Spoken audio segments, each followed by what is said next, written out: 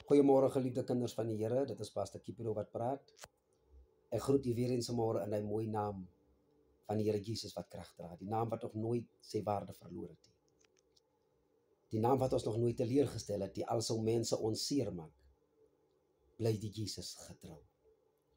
Ek wil vanmôre iemand bemoedig uit die boeke van Lukas 19, uit die verhaal van Saggeus. Ek het dit 'n woord wat ek vir iemand wil sê, God het spesifiek vir jou gekom. God gee nie vanmôre om wat jou omstandighede is. God gee nie vanmôre om wie en wat jy was nie.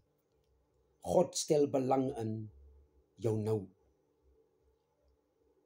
En ek wil vanmôre vir iemand sê, Saggeus moes 'n keuse maak. Here, gaan ek laat my tekortkoming my weerhou om u te sien, om u te ontmoet, of gaan ek 'n plan maak?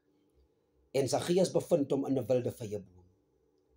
Die rede daarvoor was omdat hy geweet het, sou hy op die grond bly, sou hy nooit die Jesus ontmoet. Hy sou nooit weet wie die Jesus is. En juist op grond daarvan kom die Here en hy sê in sy woord, Saggeus, vandag het daar redding in jou huis gekom. Ja, God wil jou ontmoet. God wil vanmôre by jou aan huis gaan. Hy gee nie vanmôre om wat jou huisomstandighede is. Hy gee nie vanmôre om wie en wat jy gedoen het, wat jou verlede is nie. Maar God wil vandag by jou aan huis gaan. Ek wil iemand vanmôre bemoedig.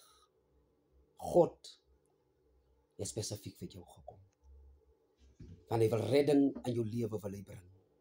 Hy wil jou lewe kom verander, laat hom toe. Maak space vir hierdie Jesus. Maak moeite vanmôre vir hierdie Jesus om hom te sien, om hom te ontmoet. Want God wil 'n verandering, hy wil 'n radikale verandering in jou lewe teweegbring. Die Here seën.